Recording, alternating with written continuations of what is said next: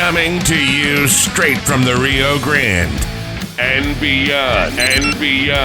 Broadcasting to the four corners of the globe. So grab your seat, your coffee, or your sundowner. Okay, everybody, here we go. On point, as always. This is Gloves Off. Gloves Off.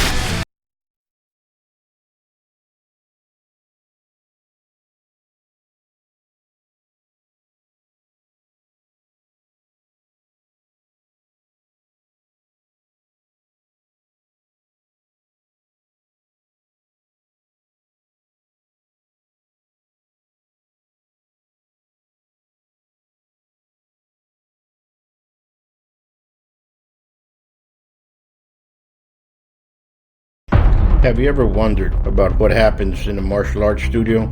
Well, you start right away by setting goals, building determination, gaining focus, building skills, all while becoming more fit, gaining confidence, and learning self-defense. Buitrón Academy is a school where attitude meets aptitude. So give us a call at 956-401-4868. Back at you in Gloves Off. I'm Paul Buitrón. I'm here with Roque Vela, and we're touching base on the elections and seeing how everything is. How we doing, bro? Doing well, man. How you doing? Thanks for having me. No. Thanks for standing up, as always. It's you've been around. You've been in this fight. What's the difference between now and the other ones? Tengo gallo, as they say, right? Yeah, I've been through it. And this is obviously the second time running for the mayor position, the position of the mayor, and it's been a low turnout. I think a lot of that has to do with the time that the polls are closing. They're closing at 5 o'clock, so that hinders some people from going out to vote. Tomorrow, Saturday, the polls will be open from 8 to 8, and Saturday is always a very busy day. And then next week, Monday through Friday, the polls are open from 8 to 8 again. So I anticipate the numbers to really spike starting tomorrow, and things will be kind of be more normal, but. As far as our campaign and where we're at, it's real positive. There's been no surprises yet.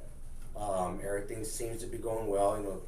Things sound good. We're getting a good response from the people, and people are ready for change. That's what you hear a lot. I've been spending a lot of my time in South Laredo, and they're very frustrated down there with everything that's going on with the city as a whole, and obviously also with the water situation. So. We're just going to keep pushing, keep encouraging people to go vote, and reminding them that it's it's that time, it's election time, and to go out and make time to vote. And if they want change, they got to go vote. It's funny that you say, because the people that we talk to, everybody's saying that they want change. They do not like this administration for one bit. They don't like what's happened with budget things. Mm-hmm. How 2020 came of age, and people are now getting frustrated and they're being mad about everything that's going on. Mm-hmm. And they can't stand the stuff about the water. They're trying to get that change. There's a lot of issues right now, and I think I think the city in general understands that the issues are there, but are they really paying attention to it right now? They're not, and people are just tired of it. You're going to see a lot of differences, I think. Well, there's been a lot of, and that's always been people's gripe with politics, right? It's just lip service. Politicians come and say they're gonna do certain things during election season, and then they're nowhere to be found. Nothing happens. And something that's come up that I've been talking about a lot. I talked about it 10 years ago when I ran for council 10 years ago, and I talked about it 6 years ago when I ran for re-election. I talked about it 4 years ago when I ran for mayor. The loop, and we have infrastructure issues, obviously with our water lines, but also our roadways as well. To be the number one in that port of North America, and our loop still not be at interstate standards.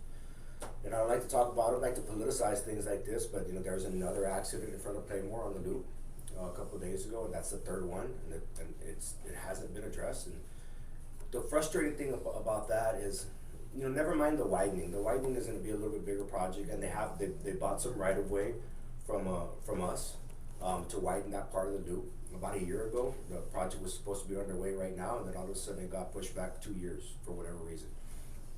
And those are things that as the chairman of the MPO, the mayor is the chairman of the MPO, you're able to push those projects through and not continue to kick the can down the road. But the most frustrating part is there's money there from in the MPO. There's different categories. There's like 10 categories, and each category there's money that's you can use it for specific reasons, right? Category 7 in particular is one where there's money there that you use for dangerous intersections, and Sure. there's nothing stopping us from taking that money, plugging it in, and programming it to create a concrete barrier. They have those aluminum yellow pipes, that don't do nothing. They last a week. Usually a weekend, and after that, you start seeing some of those pipes that are bent. It's simple things like that as a chairman and as somebody that understands what you can and cannot do and how to do it, that get addressed, and they get addressed very easily. And that's what I keep trying to remind people is, people will say that the mayor has no power or this or that, and that's just not true. Not how we had people in the seat of the mayor that don't understand the influence that the mayor has. Yes, that's happened. It's happened more times than not, and that's why it's so important. I keep reminding people is we need to elect somebody that understands the role of the mayor, that knows what the mayor can and cannot do, and the different powers that he has to be able to affect that change and affect change immediately. Things like that should not continue to happen over and over again. It's not building an overpass. An overpass takes years. You get that. Something as simple as providing a safety measure like that shouldn't be more than a couple months. And you're right on that. And ever since they built the loop, there's always been like they built it, and then all of a sudden, we have to go back and fix it. They've never really did it to its capacity. They never finished it. It's a construction project that it's dangerous in some spots, very dangerous, and we've had a lot of accidents. And they're not being addressed, if you want to use that word. They're not being addressed. I mean, and you go over there, it's actually a dangerous spot. In some places, you're going 65, and all of a sudden you have to stop the stop sign. There's no how can I say it's pretty bad, the design of whoever were the engineers behind it. I don't know if they did it for that purpose, or they didn't finish doing it, or they just rushed through the project. I don't know. I'll tell you what the issue is number one, the loop is going to continue to get dangerous. The more development you have, Sure. the more businesses you have on the loop, the more homes that are being built right off the loop, the more traffic you're going to have, the more danger it's going to bring. And the issue is, the Band-Aid, if you will, has always been putting stoplights. Put a stoplight, put a stoplight, put a stoplight. And there's a lot of money. There's $1.6 billion that's coming from Washington and the state of Texas that's going to end up at the MPO. There are groups, there are individuals that instead of using that money for construction purposes, they like to do studies. Let's do a study here. What do we need? Do we need a widening here? Do we need a stoplight here? And all those studies do is they're putting bread on people's tables. Sure. We know we need an overpass. I don't need a study for an overpass. I don't need a study to tell me here we need in this case a concrete divider. We just got to get it done. And one of the reasons why there's certain groups that aren't in favor, let's say, of me becoming the next mayor is because I'm not going to do stuff like that. I'm not going to have studies to tell me something that I already know, and that scares people. People, believe it or not, don't want overpass. They don't want the loop to become an interstate overnight because then all of a sudden, their honeypot is dry. And for me, the way I always look at it is, okay, we get Loop 20 done, then there's going to be more projects. Laredo's not going to stop growing. In this case, there's the outer loop. Then we can turn our attention to the outer loop and start to grow Laredo that way, and open up that tens of thousands of acres outside Laredo, and also help alleviate some traffic. We get an outer loop. Loop 20 is a true interstate. Then people that are trying to just get out of Laredo, not necessarily get from one point to Laredo to another point, or they're just trying to get out of Laredo. Then you take that traffic and you throw it to the outer loop. And it's all about growth, it's about progress, and the only way to truly grow and truly progress is to get these projects done and move on to the next one. And for whatever reason, there's some people that scares them.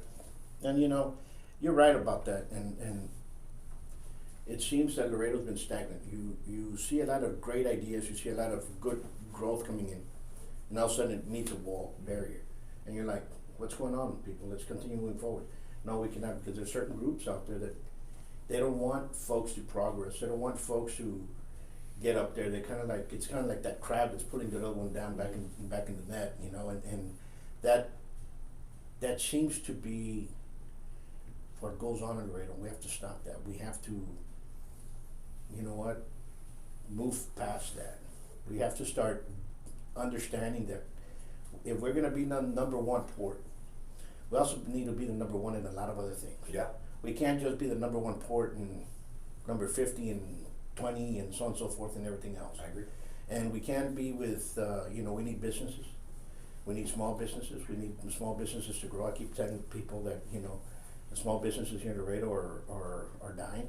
You have a lot of businesses that are moving out. They're going to San Antonio, they're going to Boston, they're going to McAllen. They're moving. Mm-hmm. More so, and people say, no, they're not. I don't know where they're at, but I see it. I mean, I see it from here because I'm getting a different, from the school here, I get a spectrum from people from all parts of society. You know what I'm saying? So all of a sudden, you have a father that's taking his kids off of a parochial school because he just moved his business to San Antonio. Well, we're losing 2 members here. And it's not the loss of it because they were great kids and everything else, but it's not just one, it's several. Yeah. And they're saying, you know what, we're moving. And this was a question that it comes up often during interviews. And somebody asked me, is Laredo business friendly? And I said, well, it is. I mean, it is business friendly, and it's not business friendly at the same time. It's business friendly because Laredo continues to grow and it continues to prosper, and that obviously makes it attractive for people to want to invest in the city of Laredo. But it's also not business friendly because of the way the city government treats small businesses. And we make it really difficult for them to get permits. We make it difficult for them to, their cost of doing business continues to increase because we continue to add or put the onus on their backs. And that needs to stop, and that's something that as a mayor you can obviously control and be able to ensure that we have this customer service, customers first mentality at the city of Laredo. And that's something that the city doesn't have right now. There's this sense of entitlement, like they should be lucky that we allow them here to do business in the city of Laredo, and that mentality we need to flip that on its head. Yeah, it has to change. It has to change. I mean, we have a lot of great entrepreneurs. We have a lot of people here that have some great ideas. We have a lot of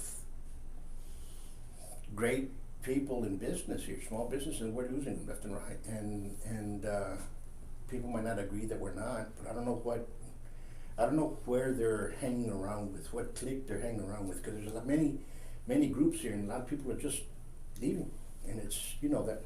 Well, it's just a mentality, and it's a mentality that starts from the top, and it's no different than any other business. I mean, if you go to Paymore, we have 80 different employees, and if I were to carry myself that way, like I'm treating my customers like they're privileged to come to Paymore, then the employee's going to take that same mindset, Sure. And I tell this to them all the time, and I have it written down on a board in my offices.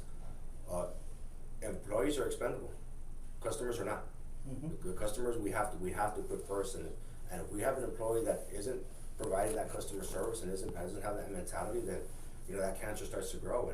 And I try to get them to change their mentality, but after a while, I say this all the time: accountability is important, and I hold my employees accountable. And at times, I have this relationship with my employees where they're my employees, but I also have that open door policy. So, and at times, some of them get a little upset because I hold them accountable and make bring things to their attention. But after a while, they understand. They understand where I'm coming from. They understand why I am the way I am. And the ones that don't, after a while, I just thank you, but no thank you. We can't continue to have this, and and send them on their way, and agree to disagree, if you will. And more times than not, they come back around, because I have a lot of young employees. Mm-hmm. More times than not, they come around and they understand, that they were approaching things, incorrectly. Incorrectly. So it's just about setting the right example and leading by example, holding people accountable, and doing what's right. Absolutely. And what else do you see that we need to change here in Laredo? That's a now. It's not a yesterday. It's kind of like, what? Well, we need to get our city council members to understand what they can and cannot do. Our city council members have become way too involved in the day-to-day business of the city, who to hire, who not to hire. One of the beauties about this election is the majority of your council is going to be new. We have 4 district races that are all going to have new council members in it. Absolutely. So that, along with the mayor, is going to be the majority of your city council. And it's important that we have 5. Yeah, and it's important that we have a mayor that has been there before, has experience, has been part of a stable city government, and understands how city government works. And I think that's one of the biggest issues is we had an administration that came in here and never cared to learn how a city works. It was just kind of my way or the highway. And over years, these new council members that came in, all they've seen is this dysfunctional city government, so they don't know how to carry themselves. Absolutely. They don't know how a city council meeting is supposed to be run. They don't know what a city council member can and cannot do. They don't quite understand the role of the city manager. So this is going to be a really good opportunity if we elect the right people, particularly the right person to mayor, is to change that mindset within city council and mold them and teach them how a city council member is supposed to conduct themselves and how they go about their day-to-day business. Absolutely. You made one good point. You said this administration went in with a type of "it's my way or the highway." Yeah. And you saw it right away. As soon as this whole, because there were 4 people that were elected back then, came in and you were sitting down as a councilman. Right away, they wanted to do a referendum to give the mayor the whole power. Mm-hmm. Immediately, he must have been there 30 days, and right away they already had a picking up and all of a sudden that group that was doing that ended up becoming a political. Apparently, they call themselves a watchdog group, but it was more like a little hate group. They shot the decorum left and right, and it's been going on ever since. And it seems like almost every meeting was an argument in there. Yeah. And they start pointing fingers at everybody else, but you caused it. You're the one you're the one with a gavel. Yeah. You can gavel it down, and that's the beauty about having a gavel is that you're the one that controls it. And if you cannot control the basic decorum of a city council meeting, and we can't have that continue. No, we can't. It has to stop. We have to run it correctly. You got to get the politics outside of City Hall, in particular during our council meetings. And our council meetings are a business meeting, and they need to be conducted as business meetings. Absolutely. And that we've gotten away from that. And you're absolutely right. It's on the mayor to ensure that that's the way the council meetings are being run. And it's something as simple as that. There was never city council meetings are run by Robert's Rules of Order. Those are the rules Sure. that we abide by. This administration never took the time to be able to learn those rules, and I would try to. And that was one of the things I would do when I was in council, and when new members would come in, and the mayor included. Here's the city charter. This is what you can and cannot do, because they go in there and they mean well, but they don't know city government. Nobody knows city government unless you've been there. You don't know, right? So here's a city charter, and here's Robert's Rules of Order, and this is what you can and cannot do. We even went as far as hiring a consultant to literally sit us down and go through Robert's Rule and teach, and still couldn't do it. And it got frustrated, and after 8 years, you just see it's gotten worse and worse and worse over the years, and we got to get back to just again. Stability, accountability, and decorum in our city council meetings, and those are 3 things that are important. And once you start to instill those in our city government, then you'll see things start to change slowly. And and I'm all for watchdog groups, and I'm all for Absolutely. activist groups. I'm all for that. But if there's a difference between you're a watchdog and all of a sudden you're throwing out candidates, or you're doing it something else, that's a different story. You're no longer. Well, it was like when Jay St. John was here, right? And his show was entertaining as well, and there was some satire to his show, and he would get on me as well, but I had a good relationship. I understood what he was doing. Like, he was trying to keep us in check, and sometimes he was, there was a little bit of what would I say? I would call it It was a good an exaggerated truth, right? Like, there would be some truth to it, but it would be an exaggeration, and I'd be like, look, I know where you're coming with this, but this is what actually happened, and so we had a good relationship. He was a good man. I don't know whatever happened to I don't know. Jason I John. think he went to San Antonio. Yeah, well, then, we wish him well, because he was a good guy. I like Jay. He was I like a good Jay. guy. His shows were funny, and they were informative, and it served a purpose. Yep. I understood it, and then it's kind of gotten away from that. Now it's been politicized, right? And we need to get back to something like that, and somebody who's Who's keeping city council accountable? Farias kept everybody a check. Mm-hmm. And he did a lot of good. And then that group Vida, we kind of have to do stuff like that. We hate to do that, but because we elect people up there that they're gonna be up there, but it has to be a check. You see, it's not only the elected 9 that they're there's the city. How many employees are in the city? You know what I'm saying? It's a bunch. So there's a lot of issues that are going on with the city daily, and you need to fix the whole spectrum. You can't just fix this one right here, because then everything else over here starts falling apart. Then go fix this one, and what happens? You literally have to kind of wipe everything clean and come back, and it's kind of impossible to do so.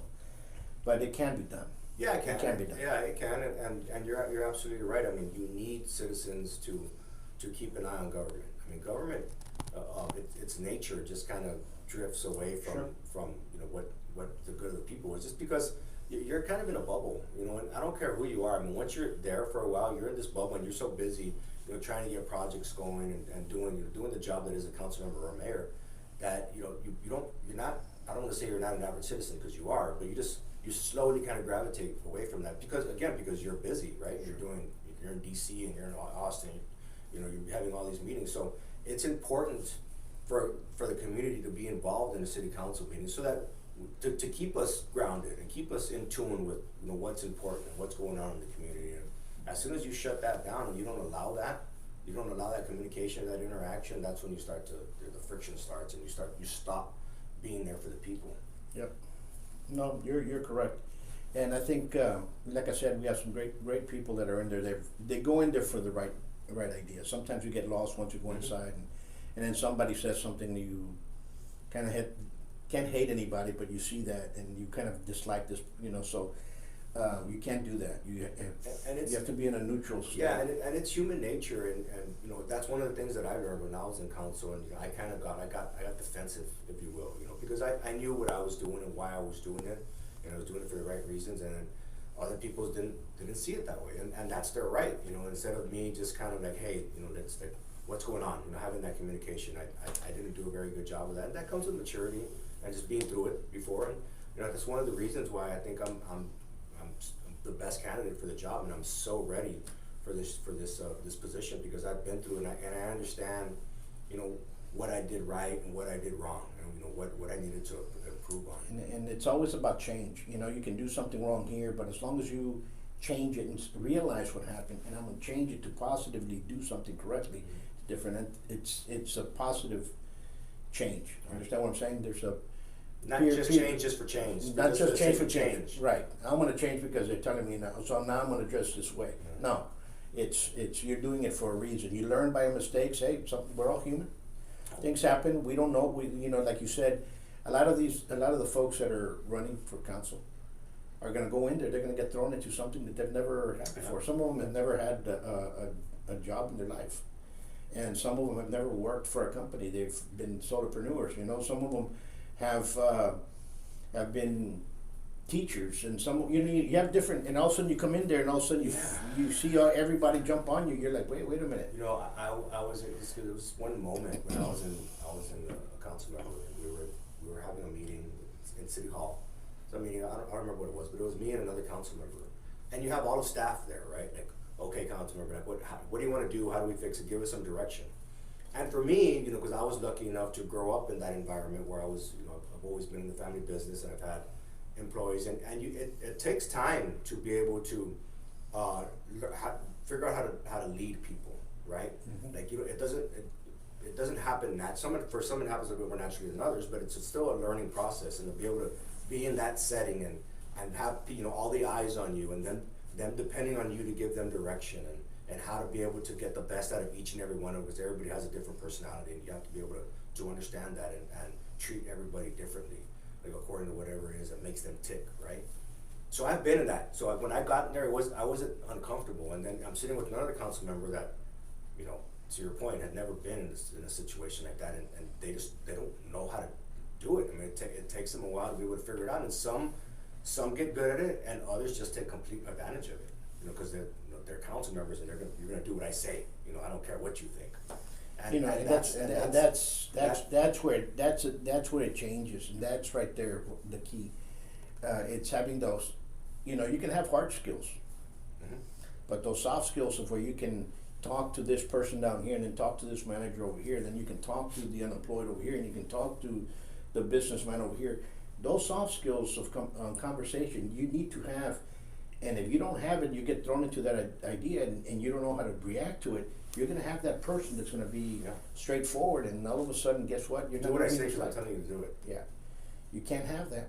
No, you can't, and that's one of the things that, again, going back to having the majority of our council being you, and having, you know, the mayor, the opportunity to be able to mold them and guide them and what they can and cannot do, how to do it, how to handle different situations, and you know, that's something. Again, I'm not old, but I'm not young. You know, I'm 45 years old, and I've been around, and I have the experience, and I have, and now with the emotional maturity to be able to accomplish those things and truly lead. And that's what we need right now. I mean, I've said this before, is at different points of time, Laredo has needed a different type of personality as mayor. Sometimes we need the kissing babies type, right? Like everything is stable, everything is good, just go out there and be the statesman of Laredo, right?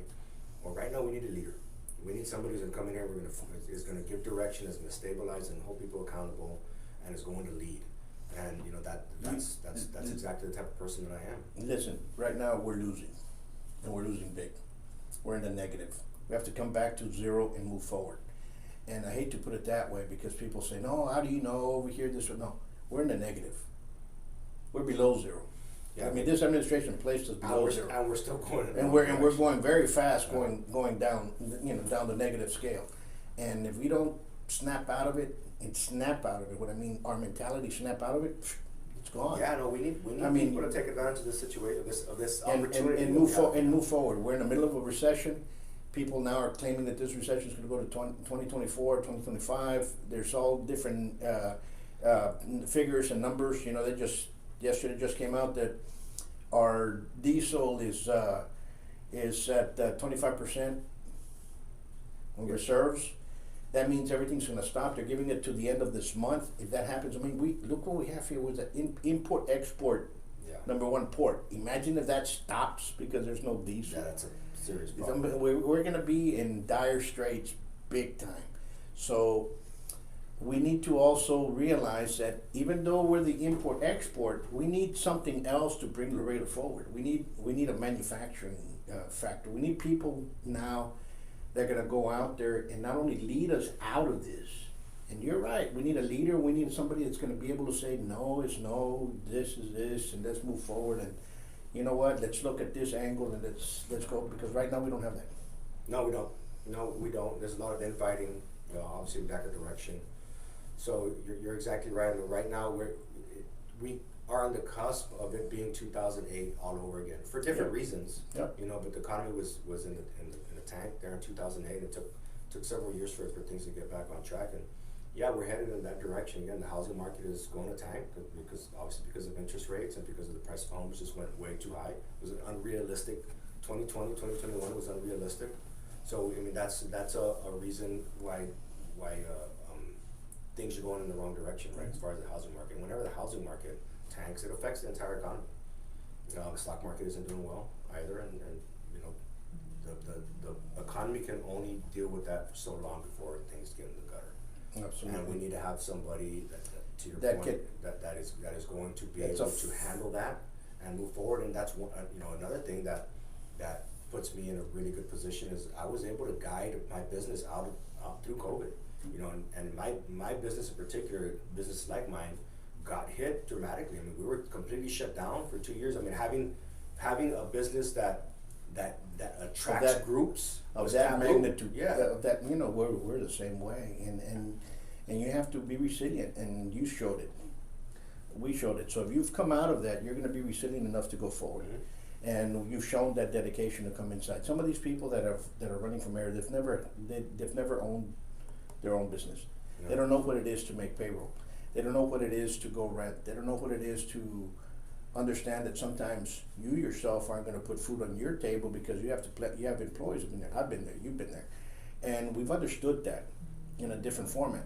But then some of these folks that are in there, they don't understand that. They've never been through that. No. And when you go into that, we have to start seeing things in a different format. We can't just say, oh, push.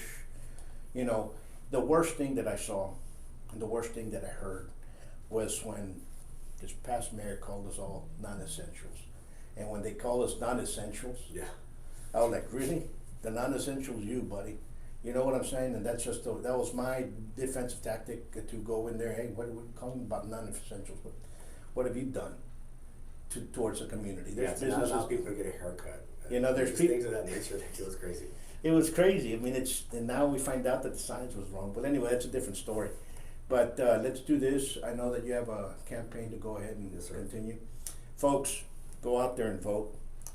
One of the men that's that's a candidate there that has a word of mouth is sitting right here in front of me. And that's what you need. You need people that have a word. There's some in there that don't have a word. I don't even mention their names because they're actually irrelevant to the race. But let's just go get it.